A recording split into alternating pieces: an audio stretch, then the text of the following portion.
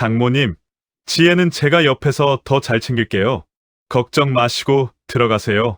세상에서 가장 다정한 목소리였습니다. 따뜻하게 제 어깨를 감싸는 듬직한 손길이었습니다. 제 사위 진혁이는 누가 봐도 완벽한 사람이었습니다.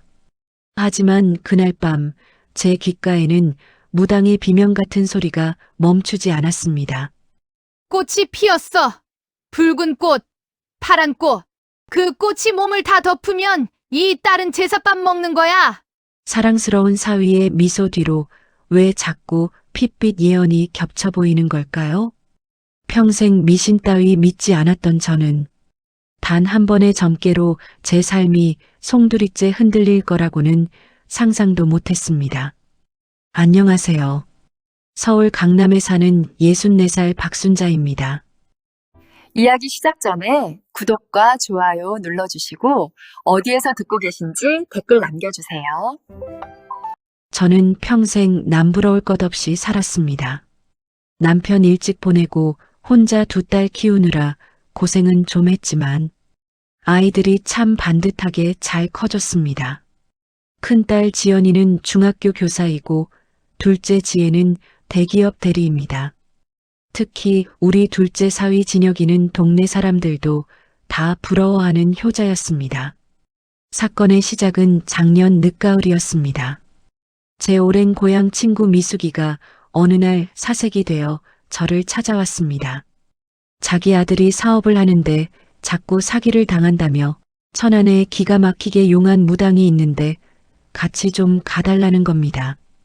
혼자 가기엔 너무 무섭고 발이 안 떨어진다며 제 손을 꼭 잡고 사정하는데 모질게 거절할 수가 없더군요. 순자야, 거기는 예약도 석 달이나 밀려 있대. 내가 아는 사람 통해서 간신히 잡은 거니까 딱 한 번만 같이 가자. 응? 그렇게 마지못해 따라 나선 길. 서울에서 천안까지 내려가는 내내 저는 친구에게 잔소리를 퍼부었습니다. 미수가, 그런데 돈 쓰지 마라. 그 돈 있으면 아들 맛있는 거나 사줘. 하지만 미숙이는 대답도 없이 손만 만지작거리더군요. 천안에서도 한참을 들어간 외진 산자락 아래 간판도 없는 낡은 기와집 하나가 있었습니다.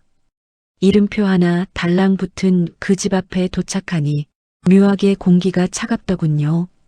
마당에는 커다란 대추나무 한 그루가 서 있었는데 이파리 하나 없이 앙상한 가지가 꼭 사람 손가락처럼 기괴해 보였습니다. 안으로 들어가니 향 냄새가 코를 찔렀습니다. 60대로 보이는 평범한 아주머니 한 분이 방 안에 앉아 계셨는데 화장을 짙게 한 것도 아니고 화려한 옷을 입은 것도 아니었습니다. 그저 무심한 눈으로 우리를 훑어보시더군요. 먼저 친구 미숙이가 점을 보기 시작했습니다. 그런데 놀라운 일이 벌어졌습니다. 무당이 미숙이 아들의 사업체 이름부터 사기친 놈의 성씨까지 줄줄 읊는 게 아니겠습니까? 그놈은 원래 뒤통수 치는 게 직업인 놈이야. 네 아들이 너무 물러서 그래. 이번 달 안에 서쪽으로 가면 그놈 잡을 수 있어. 옆에서 듣던 저는 소름이 돋았습니다. 어떻게 저런 것까지 알지? 싶은 생각이 들 때쯤 제 마음속 깊은 곳에 숨겨두었던 불안감이 고개를 들었습니다. 바로 우리 큰딸 지연이었습니다. 39, 곧 40인데 아직 짝을 못 만난 게 늘 가슴 한구석의 짐이었거든요. 친구가 상담을 마치고 일어서려는데 제가 슬쩍 엉덩이를 들이밀었습니다. 보살님, 실례지만 저도 하나만 여쭤봐도 될까요? 우리 큰애가 시집을 아직 못 가서요. 언제쯤 짝을 만날 수 있을까요? 무당은 제 질문에 대답하지 않았습니다. 갑자기 눈을 가늘게 뜨더니 저를 뚫어지게 노려봤습니다. 그러더니 상 위에 있던 방울을 거칠게 흔들기 시작했습니다. 방 안가득 날카로운 소리가 울려 퍼졌습니다. 무당이 갑자기 소리를 질렀습니다. 이 미련한 인간아! 지금 큰딸 시집이 문제야? 네 눈에는 안 보여? 둘째 딸네 집에 썩은 내가 진동을 하는데 가슴이 철렁 내려앉았습니다. 아니, 보살님, 그게 무슨 말씀이세요? 우리 둘째는 시집가서 애 낳고 얼마나 잘 사는데요. 무당이 제 말을 자르며 바닥에 쌀알을 한 줌 뿌렸습니다. 지금 네 딸 몸에 꽃이 피었어. 붉은 꽃, 파란 꽃, 그 꽃이 딸 몸을 다 덮으면 이 딸은 그대로 초상이야. 저는 화가 났습니다. 아무리 용하다지만 멀쩡히 잘 사는 자식한테 초상이라니요. 보살님 말씀이 너무 지나치시네요. 어제도 통화했는데 목소리가 얼마나 밝았는데요. 하지만 무당은 제 가슴을 향해 손가락질했습니다. 마지막 경고를 날리더군요. 그게 살려달라는 비명인 줄도 모르고 조만간 잔치하지. 그 잔칫날이 네 딸 제삿날이야. 저는 분노하며 자리를 박차고 일어났습니다. 서울로 올라오는 내내 속으로 생각했습니다. 사기꾼 같은 이라고 사람 겁줘서 굿이라도 시키려는 속셈이지. 그런데 이상했습니다. 집에 돌아왔는데도 그 꽃이 피었다는 말이 머릿속을 떠나지 않았습니다. 사위 진혁이를 떠올려 봤습니다. 진혁이는 늘 저를 보면 장모님 고생 많으셨죠? 하며 손을 잡아주던 사람이었습니다. 명절이면 비싼 선물을 챙겨 들고 오는 1등 사위였습니다. 지혜와도 한 번도 다투는 모습을 본 적이 없었죠. 하지만 문득 기억이 났습니다. 지난달 지혜네 집에 갔을 때였습니다. 그 더운 날씨에 지혜가 얇은 가디건을 단추까지 꽉 잠그고 있었습니다. 엄마, 나 요즘 냉방병인가 봐. 몸이 좀 으슬으슬하네. 그때 지혜가 했던 말이 왜 이제야 가슴을 콕콕 찌르는 걸까요? 지혜의 목소리는 분명 밝았습니다. 그런데 왜 무당은 그걸 비명이라고 했을까요? 다음 날 저녁이었습니다. 저는 지혜네 집을 깜짝 방문했습니다. 문이 열리고 사위 진혁이가 환한 미소로 저를 반겼습니다. 장모님, 연락도 없이 어쩐 일이세요? 진혁이는 앞치마를 두르고 요리를 하고 있었습니다. 마침 지혜랑 맛있는 거 먹으려던 참이었는데 어서 들어오세요. 여느 때와 다름없는 평화로운 가정의 모습이었습니다. 진혁이는 제 옆에 앉아 과일을 깎아주었습니다. 장모님, 지혜가 아이를 너무 잘 키워서 제가 요즘 얼마나 행복한지 모릅니다. 지혜 칭찬을 늘어놓더군요. 지혜 같은 여자 만난 건 제 인생 최고의 복이에요. 지혜도 수줍게 웃었습니다. 그 모습을 보며 저는 안도했습니다. 그럼 그렇지, 그 무당이 쏜 사기꾼이었네. 그런데 과일을 먹던 지혜가 실수로 포크를 떨어뜨렸습니다. 지혜가 바닥에 떨어진 포크를 집으려고 허리를 숙였습니다. 그 순간이었습니다. 가디건 목덜미 사이로 아주 잠깐 무언가 제 눈에 들어왔습니다. 지혜의 하얀 목덜미 아래였습니다. 살짝 비친 진한 자줏빛 자국이었습니다.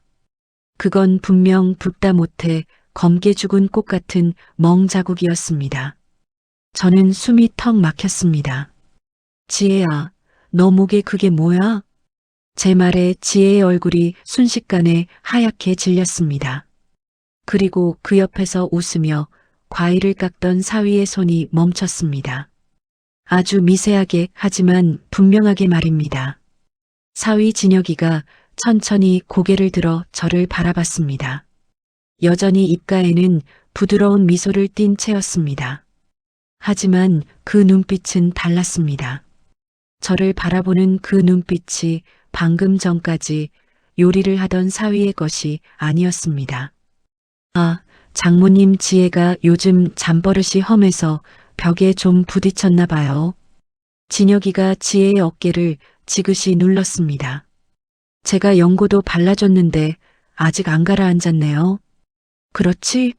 지혜야? 지혜는 고개를 푹 숙였습니다. 딸의 목소리가 파르르 떨리고 있었습니다. 엄마, 별거 아니야. 내가 덤벙대서 그래. 하지만 저는 보았습니다. 사위의 손길이 닿은 지혜의 어깨가 마치 얼음물에 닿은 것처럼 떨리는 것을요. 무당의 비명이 다시 환청처럼 들려왔습니다. 그날 밤 저는 집으로 돌아와 단 한숨도 자지 못했습니다. 눈을 감으면 지혜의 목덜미에 피어있던 그 시커먼 자국이 환영처럼 떠올랐습니다. 귀를 막으면 무당의 그 소름 끼치는 호통이 천둥처럼 울렸습니다.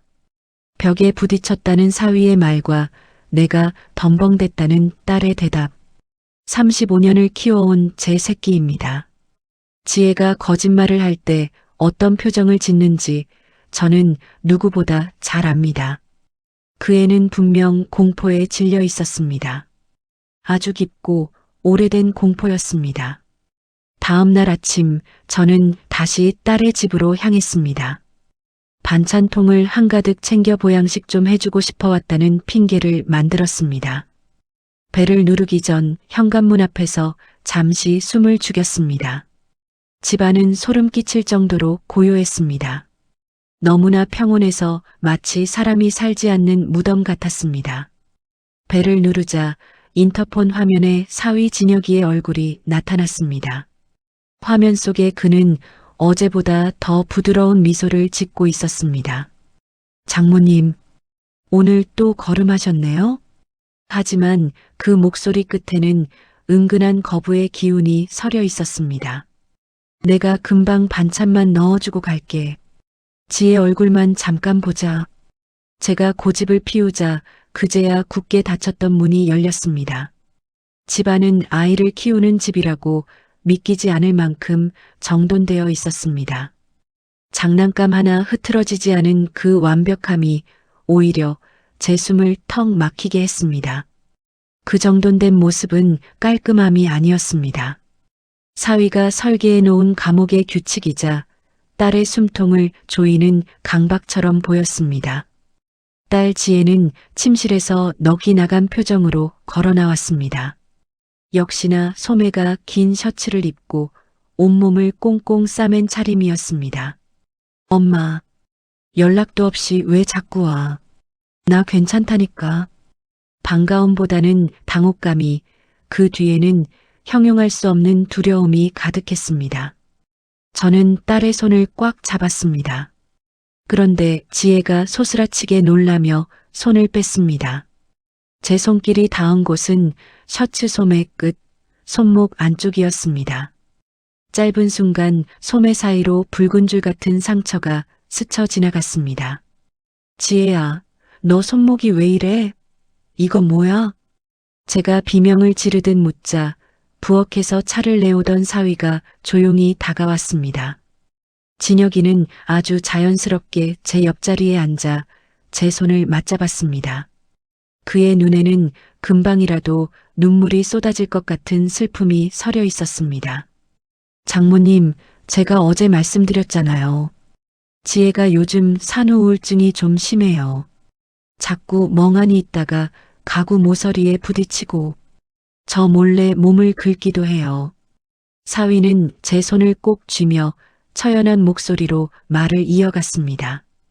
어머니, 제가 퇴근하고 오면 지혜가 울고 있을 때가 많아요. 그럴 때마다 제가 안아주면서 같이 우는데 장모님께는 걱정 끼쳐드릴까봐 말씀 못 드렸어요. 제가 부족해서 그런 거예요. 죄송합니다, 어머니. 그의 표정은 아픈 아내를 지극정성으로 돌보는 자상한 남편 그 자체였습니다. 진혁이가 지혜의 어깨를 감싸 안으며 다정하게 물었습니다.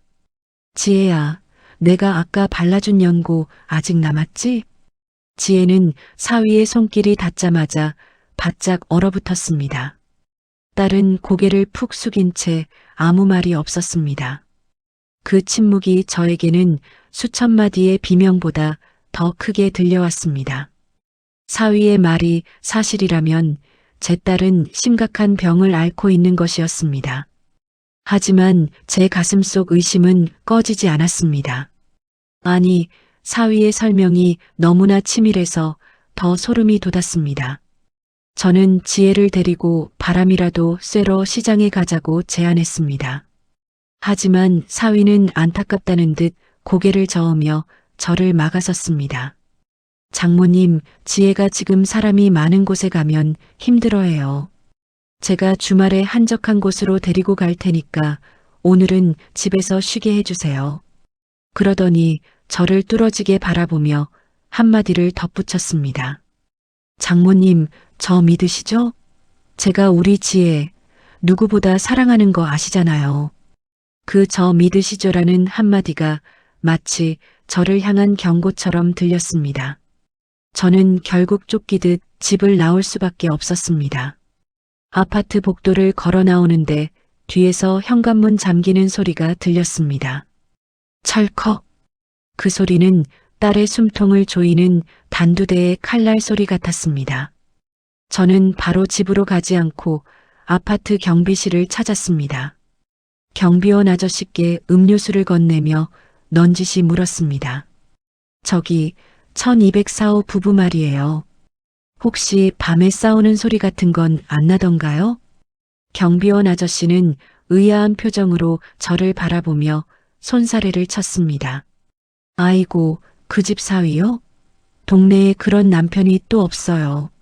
명절마다 경비원들 선물 챙겨주고 부인 손 꼭 잡고 산책하는 거 보면 다들 부러워해요. 다만 가끔 새벽에 아주 잠깐 비명 같은 게 들린다는 민원이 있긴 했는데 사위 청년이 그러더라고요. 부인이 악몽을 자주 꿔서 그렇다고. 다들 안쓰러워해요. 전부 사위의 계획대로였습니다. 그는 폭력의 흔적을 지우는데 그치지 않았습니다. 주변 사람들 모두를 자기 편으로 만들고 딸을 정신병자로 낙인 찍어 고립시켰습니다. 집에 돌아온 저는 큰딸 지연이를 불렀습니다. 차분한 교사인 지연이도 처음엔 믿지 못하다가 제 절박함에 결국 얼굴을 굳혔습니다. 엄마, 만약 제부 말이 거짓말이라면 지혜는 지금 지옥에 있는 거야. 우리는 진혁이가 회사에 간 틈을 타 지혜를 만나기로 했습니다. 며칠 뒤 지혜를 만나고 돌아온 지연이는 제 집으로 달려와 바닥에 주저앉았습니다. 지연이의 손은 떨리고 있었고 눈은 퉁퉁 부어 있었습니다. 엄마 말이 맞았어. 아니, 엄마가 본 건 아무것도 아니었어. 지연이는 핸드폰을 내밀었습니다. 지혜를 억지로 욕실로 데리고 들어가 찍은 사진들이었습니다. 셔츠를 벗긴 지혜의 몸은 사람이 아니었습니다. 등 전체가 시커멓게 죽어 있었고 갈비뼈엔 날카로운 흉터들이 가득했습니다. 지연이가 울먹이며 그 짐승 같은 놈의 만행을 전했습니다. 진혁이가 때릴 때마다 얼음팩을 가져온대요. 붓기 빠지라고. 그리고 연고를 발라주면서 웃는데요. 지혜야, 아프지? 내가 너 사랑해서 그러는 거 알지? 그 소름 끼치는 다정함 앞에 제 딸은 영혼까지 파괴되고 있었습니다. 더 무서운 사실은 사위의 협박이었습니다. 지혜가 도망갈 생각을 못해. 진혁이가 그랬대요. 네가 도망가면 장모님 심장마비로 돌아가실걸? 엄마 죽는 꼴 보고 싶으면 마음대로 하라고. 제 딸은 엄마를 살리겠다는 일념 하나로 그 지옥을 버텨내고 있었습니다. 그 사실을 깨달은 순간 저는 제 가슴을 쳐대며 오열했습니다. 분노가 머리끝까지 치솟아 당장이라도 달려가고 싶었습니다. 하지만 지연이가 제 팔을 붙잡으며 저를 말렸습니다. 엄마, 안 돼. 저놈은 법을 아는 놈이야. 증거 인멸하고 우리를 미친 사람 취급할 거야. 확실하게 저놈이 절대 빠져나가지 못할 덫을 놓아야 해.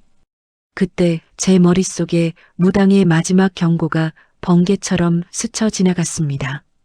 조만간 잔치하지? 그 잔칫날이 내 딸 제삿날 될 줄 알아. 한 달 뒤면 손주의 첫 돌잔치였습니다. 사위는 강남의 특급 호텔 연회장을 예약했다며 주변에 자랑을 늘어놓고 있었습니다. 지인들과 직장 상사들을 초대해 자신의 완벽한 인생을 뽐낼 그날. 저는 그 자리를 저놈의 가면을 만천하에 공개할 무대로 만들기로 했습니다. 다음 날 저는 일부러 진혁이에게 전화를 걸었습니다. 목소리를 가다듬고 세상에서 가장 인자한 장모의 목소리로 말했습니다. 사위 나야. 돌잔치 말인데 내가 좀 더 보태서 제대로 크게 해주고 싶네. 수화기 너머로 진혁이의 만족스러운 웃음소리가 들려왔습니다. 역시 우리 장모님밖에 없으시네요. 감사합니다, 어머니. 회사 상사들도 다 초대하라는 제 말에 그는 연신 고맙다며 머리를 조아렸습니다. 전화를 끊는 제 손은 분노로 부들부들 떨렸습니다. 진혁아, 그래. 네가 자랑하고 싶은 그 사람들 전부 다 불러라. 그 화려한 조명 아래서 내 추악한 민낯이 어떻게 가루가 되는지 똑똑히 보여주마. 그런데 며칠 뒤 지혜에게서 겁에 질린 연락이 왔습니다. 사위 진혁이가 돌잔치 때 보여줄 성장 동영상을 직접 만들겠다고 선언했다는 겁니다. 엄마, 진혁 씨가 자기 서재문을 잠그고 밤마다 영상을 만들어 사위가 직접 만드는 성장 동영상이라니요. 그는 이 잔치를 통해 또 어떤 완벽한 거짓을 박제하려고 하는 걸까요? 우리는 과연 그 악마의 편집을 뚫고 진짜 진실을 알릴 수 있을까요? 손주 돌잔치가 열흘 앞으로 다가왔을 때부터였습니다. 저는 매일 아침 일찍 지혜네 집으로 향했습니다. 잔치에 올 손님들 드릴 답례품도 포장하고 미리 고기도 재워두어야 한다는 핑계였습니다. 그럴 때마다 사위 진혁이는 서재문을 꽁꽁 걸어 잠그고 나오지 않았습니다.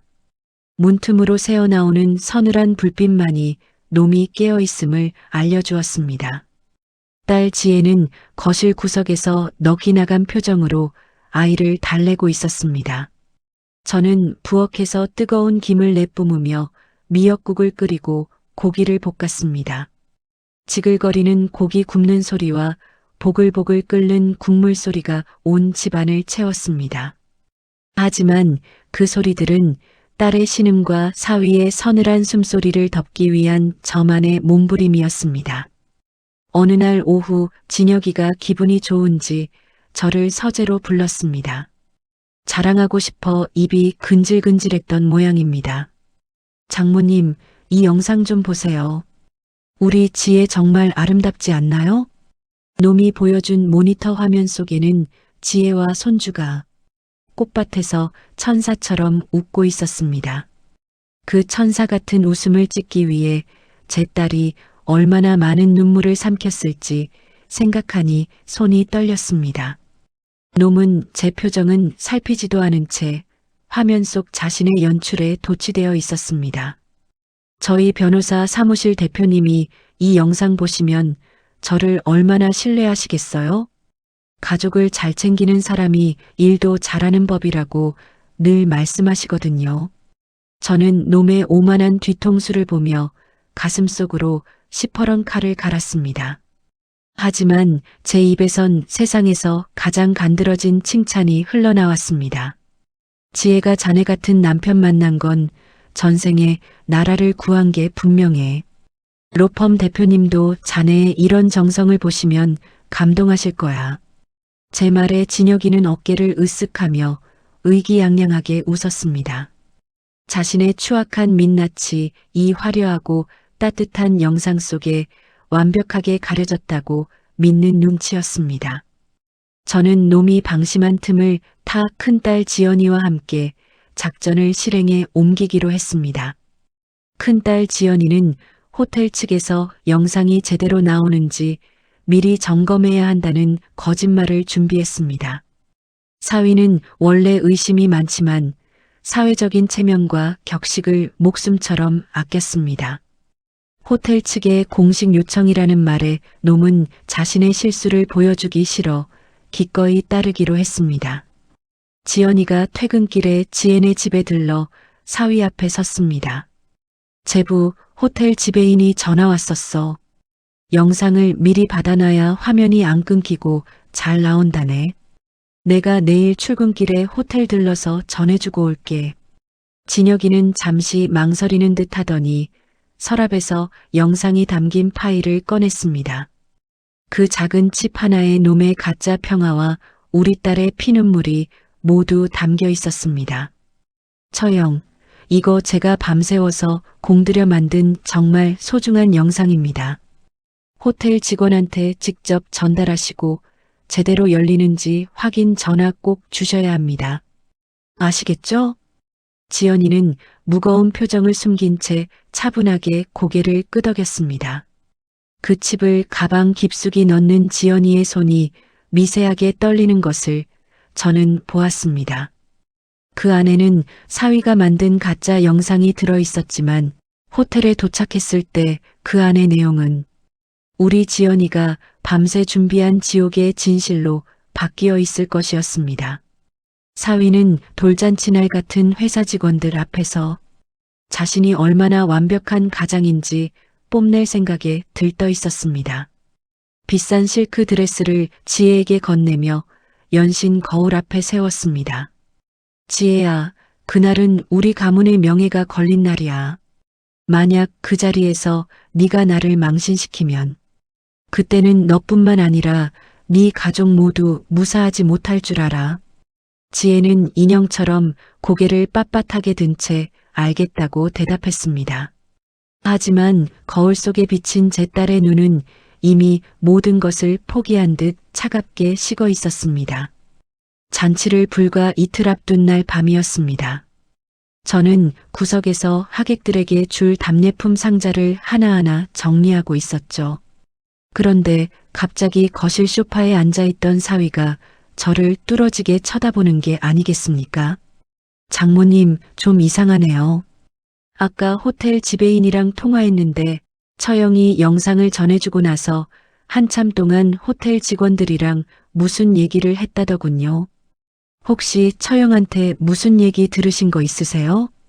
순간 제 심장이 발바닥 밑으로 툭 떨어지는 기분이었습니다. 꼼꼼하기가 뱀 같은 놈이라 호텔 지배인에게 직접 확인 전화까지 돌린 것이었습니다. 제 등 뒤로 식은땀이 비 오듯 흘러내렸지만 저는 억지로 웃으며 짐짓 핀잔을 줬습니다. 우리 지연이가 성격이 좀 깐깐해야지. 사위 면 세워주려고 화면이 깨지지는 않는지 소리는 잘 나오는지 10번도 넘게 물어봤을 거야. 걔가 원래 그런 애잖아. 진혁이는 제 말을 듣고도 한참 동안 제 얼굴을 빤히 바라보았습니다. 그 눈빛은 평소에 다정한 사위가 아니라 먹잇감의 숨통을 노리는 맹수의 것이었습니다. 놈은 서서히 입꼬리를 올리며 기괴하게 웃었습니다. 그렇겠죠? 역시 처형이 일처리를 꼼꼼하게 하시네요. 그날 밤 사위는 새벽 늦도록 거실을 서성거렸습니다.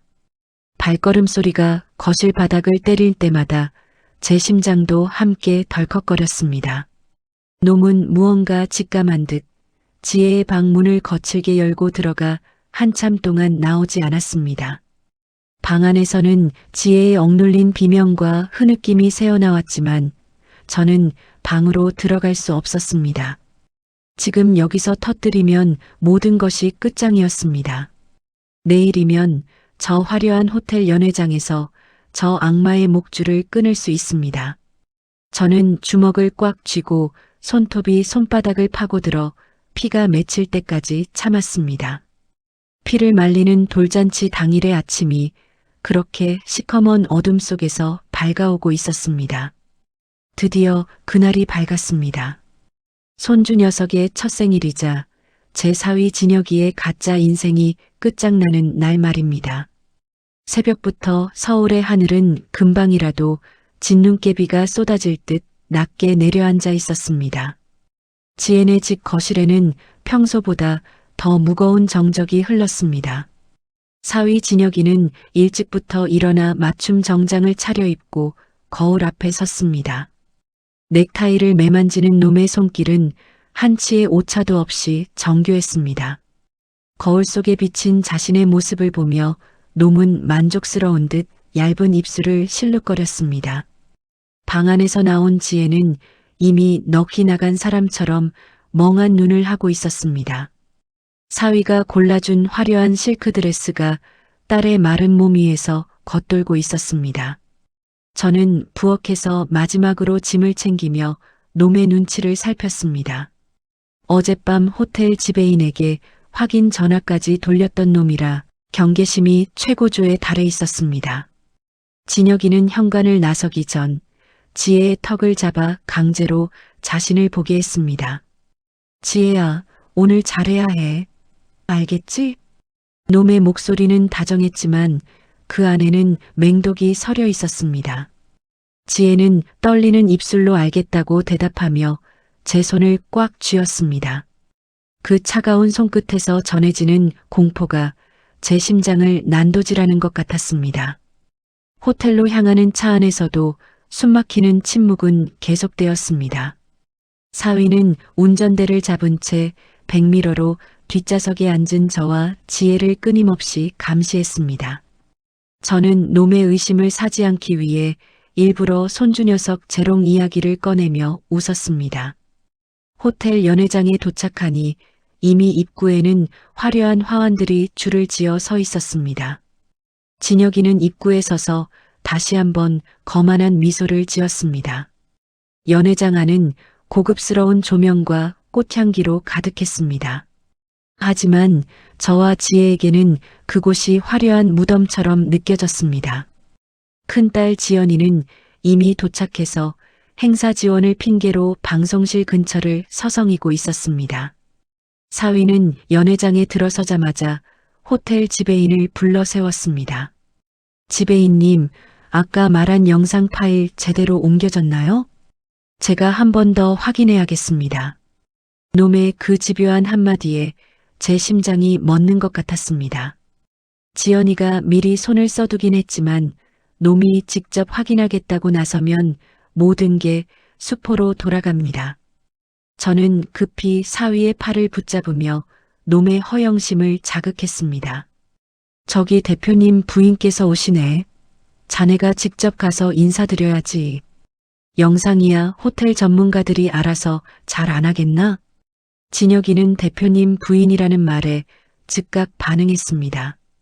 놈에게는 영상 확인보다 자신의 평판을 관리하는 게 훨씬 더 급한 문제였습니다. 사위는 옷매무새를 다듬으며 비굴할 정도로 환한 미소를 짓고 로비로 달려나갔습니다. 그 틈을 타 지연이가 제 곁으로 다가왔습니다. 지연이의 이마에는 송골송골 식은 땀이 맺혀 있었습니다. 하객들이 하나둘 자리를 채우기 시작했습니다. 화려한 드레스와 값비싼 장신구를 걸친 사람들이 웃으며 사위에게 인사를 건넸습니다. 진혁이는 손주를 안아들고는 세상에서 가장 행복한 가장의 연기를 선보였습니다. 지혜는 입술이 파르르 떨리면서도 놈의 강요대로 억지 미소를 지어 보였습니다. 그 기괴한 연극을 지켜보는 제 가슴 속에는 피눈물이 흘렀습니다. 잔치 시작 10분 전 진혁이가 갑자기 방송실 쪽으로 고개를 돌렸습니다. 무언가 찝찝한 기분이 들었는지 놈은 지혜를 두고 방송실로 향하려 했습니다. 그 순간 연회장의 조명이 서서히 꺼지기 시작했습니다. 행사 시작을 알리는 장내 아나운서의 목소리가 울려 퍼졌습니다. 엄마, 이제 곧 영상 시작해. 지혜 손 꼭 잡아줘. 멀리서 지연이가 저를 향해 비장하게 고개를 끄덕였습니다. 제 손바닥 안에는 지혜의 차갑고 축축한 손이 들어와 있었습니다. 저는 딸의 손을 으스러지도록 꽉 잡았습니다. 연회장의 커다란 스크린에 불이 들어왔습니다. 사위 진혁이는 하객석 맨 앞줄에 앉아 승리자의 미소를 띠며 화면을 응시했습니다.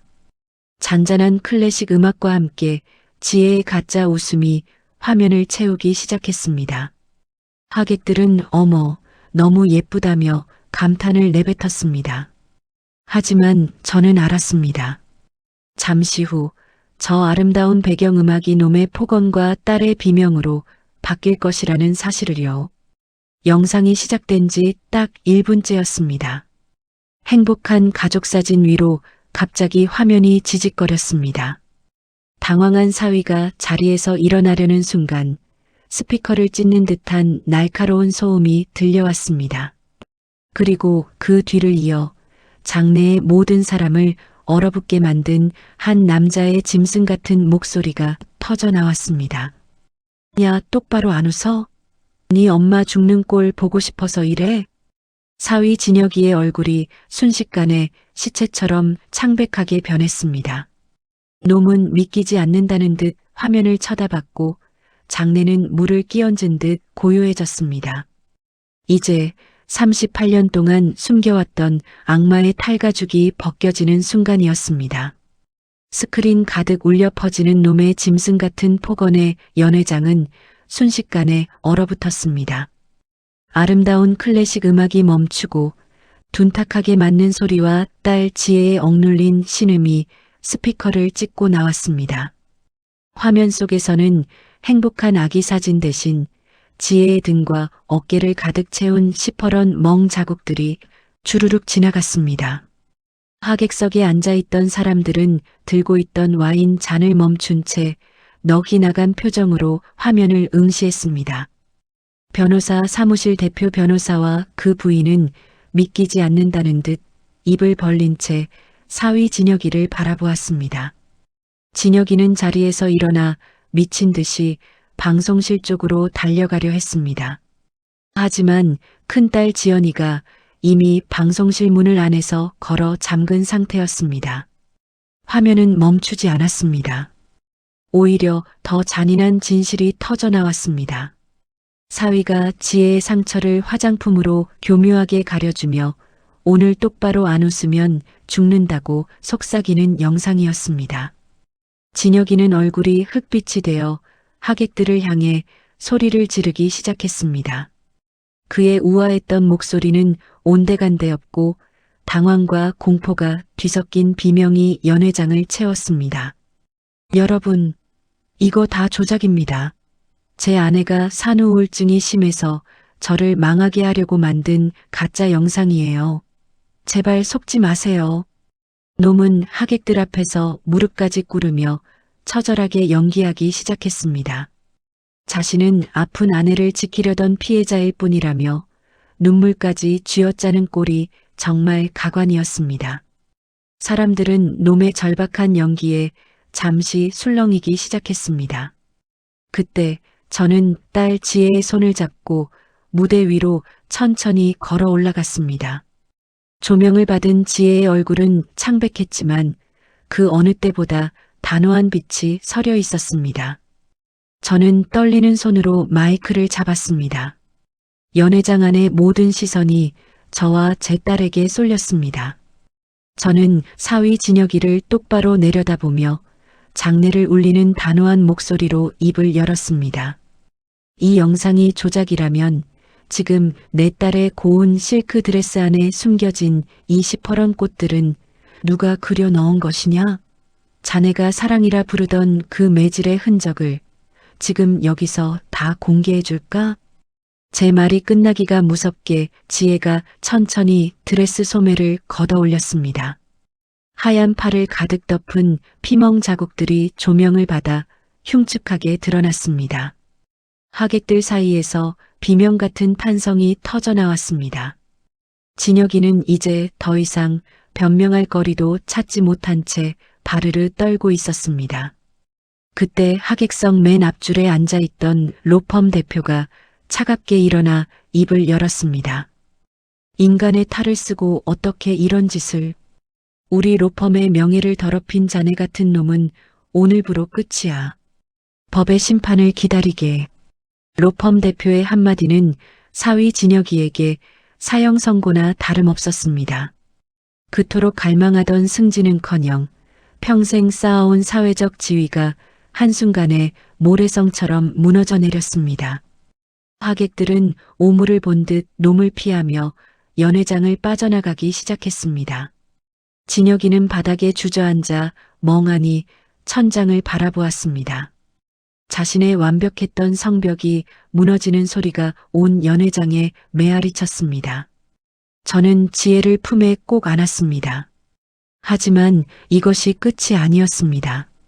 진혁이는 갑자기 실성한 듯 웃으며 자리에서 일어나 저를 향해 달려들려 했습니다. 이 노인네가 감히 내 인생을 망쳐? 지혜야, 너도 같이 죽자. 경찰이 연회장 안으로 들이닥친 것은 바로 그 순간이었습니다. 지연이가 미리 신고해둔 경찰들이 놈의 양팔을 거칠게 낚아챘습니다. 하지만 놈은 수갑이 채워지는 순간에도 지혜를 노려보며 섬뜩한 한마디를 남겼습니다. 너 내가 여기서 나가면 어떻게 되는지 알지? 우리 아직 이혼 안 했어. 너는 영원히 내 거야. 경찰차에 태워져 가는 놈의 뒷모습을 보며 저는 지혜의 떨리는 어깨를 감싸쥐었습니다. 아직 놈과의 질긴 악연은 완전히 끊어지지 않았습니다. 놈이 법망을 빠져나가려 발버둥 칠 마지막 수단이 남아있었기 때문입니다. 과연 우리는 저 악마를 완전히 사회에서 매장하고 진정한 자유를 얻을 수 있을까요? 피비린내 나는 돌잔치는 끝났지만 이제 목숨을 건 마지막 법정 싸움이 기다리고 있었습니다. 돌잔치가 아수라장이 된 그날 이후 서울의 공기는 조금씩 바뀌고 있었습니다. 놈은 경찰서 유치장 안에서도 제 딸 지혜를 향해 저주 섞인 협박을 멈추지 않았습니다. 하지만 지혜는 예전처럼 떨지 않았습니다. 제 품에 안겨 펑펑 울던 딸은 그날의 폭로 이후 오히려 눈빛이 더 단단해졌습니다. 진혁이는 거물급 변호사를 선임해 끝까지 발버둥을 쳤습니다. 영상이 조작되었으며 평소 지혜의 산후 우울증이 심해 방어 차원에서 벌어진 일이라고 주장하더군요. 심지어 지혜가 휘두른 칼에 자신이 맞을 뻔했다는 기막힌 거짓말까지 지어냈습니다. 하지만 그놈이 간과한 것이 하나 있었습니다. 그놈의 철저한 평판 관리 덕분에 놈의 몰락은 더 빠르고 처참했습니다. 돌잔치 현장에서 놈의 민낯을 목격한 로펌 대표와 수십 명의 귀비는 그놈의 가장 강력한 증인이자 적이 되었습니다. 그들의 증언 한마디 한마디가 놈의 퇴로를 완벽하게 차단했습니다. 교사인 큰딸 지연이는 그동안 모은 수십 장의 진단서와 녹취록을 법정에 쏟아부었습니다. 최종 선고가 내려지던 날 진혁이는 초라한 죄수복 차림으로 법정에 섰습니다. 우아하고 고결하던 그놈의 자태는 온데간데 없고 구분 등에 초점을 잃은 눈동자만 남았더군요. 판사가 놈에게 중형을 선고하는 순간 놈은 제 쪽을 보며 마지막으로 입을 열려 했습니다. 저는 차갑게 고개를 돌린 채 지혜의 손을 꼭 쥐며 놈의 심장에 마지막 비수를 꽂았습니다. 최진혁, 너는 법망은 빠져나갈 수 있을지 몰라도 사람들의 기억은 못 지워. 너를 우러러보던 그 사람들이 이제 평생 너를 벌레 보듯 할 거다. 그게 네가 평생 짊어질 진짜 감옥이야. 놈은 절규하며 끌려나갔습니다. 구속과 동시에 모든 사회적 지위가 박탈되었습니다. 재판부는 지혜에게 파격적인 위자료와 양육비를 판결했습니다. 그놈이 평생을 바쳐 모은 그 더러운 돈들이 이제 지혜와 제 손주의 새 출발을 위한 걸음이 된 것입니다. 그로부터 석 달이 지났습니다. 어느덧 차가운 겨울이 가고 지혜네 마당에도 따뜻한 봄볕이 들기 시작했습니다. 지혜는 이제 긴 팔 가디건을 장롱 깊숙이 넣어버렸습니다. 반팔 티셔츠 사이로 드러난 딸의 팔은 더 이상 푸른 꽃이 아닌 뽀얗고 건강한 피부였습니다. 지혜는 다시 복직을 준비하고 아이와 함께 웃으며 뛰어놀았습니다. 저녁이면 우리는 테이블에 마주 앉아 제가 무친 나물과 된장찌개를 먹었습니다. 딸이 밥 한 공기를 뚝딱 비워내는 모습만 봐도 제 묵은 체증이 다 내려가는 것 같았습니다. 지혜가 제 손을 잡으며 수줍게 웃으며 말하더군요. 엄마, 나 이제 숨이 쉬어져. 아침에 눈을 뜨면 지옥이 아니라 그냥 오늘 하루가 기대돼. 엄마가 나 살려준 거야. 정말 고마워. 딸의 그 한마디에 저는 참고 참았던 눈물을 터뜨리고 말았습니다. 애미가 미련해서 너무 늦게 알았다는 죄책감이 그제야 조금은 씻겨 내려가는 듯 했습니다. 우리는 한참을 서로 붙잡고 울다가 웃다가 그렇게 봄밤의 정취를 만끽했습니다. 며칠 뒤 저는 지연이와 지혜를 데리고 다시 천안 무당집을 찾았습니다. 작년에 그 앙상하던 대추나무에는 어느덧 파릇파릇한 새순이 돋아 있었습니다. 방 안으로 들어가니 보살님은 여전히 무심한 표정으로 차를 마시고 계시더군요. 제가 큰 절을 올리려 하자 보살님이 껄껄 웃으며 저를 막아 세웠습니다. 절하지 마라. 네 딸 살린 건 내 방울소리가 아니라 네 애미 마음이다. 이제 딸 몸에 핀 꽃은 다 졌으니 대신 마당에 예쁜 꽃이나 심고 살아라. 그 말씀을 끝으로 보살님은 우리를 밖으로 내보냈습니다. 돌아오는 길 차 안에서 우리는 창밖으로 흐르는 만개한 벚꽃길을 보았습니다. 바람에 흩날리는 꽃잎들이 마치 지혜의 상처를 닦아주는 축복처럼 느껴졌습니다. 딸 지혜는 창문을 내리고 시원한 바람을 온몸으로 맞았습니다. 여러분, 혹시 여러분 주변에도 한여름에 긴 팔옷을 입고 말수가 줄어든 누군가가 있나요? 혹은 남들이 부러워하는 완벽한 가정도 가끔은 누군가의 비명을 가리고 있지는 않나요? 남의 눈보다 더 중요한 건 내 자식의 눈동자에 서린 공포를 읽어내는 부모의 마음입니다. 현실의 벽이 아무리 높고 무서워도 진실을 마주할 용기만 있다면 지옥에서도 꽃은 다시 핍니다. 순자 씨의 이 처절하고도 통쾌한 복수극이 여러분의 가슴에 작은 용기가 되었기를 바랍니다. 지혜 씨와 아이의 새로운 봄날을 응원하신다면 구독과 좋아요로 따뜻한 마음을 전해주세요. 여러분의 응원이 누군가에게는 다시 일어설 마지막 힘이 됩니다. 지금까지 인생 이야기였습니다. 감사합니다.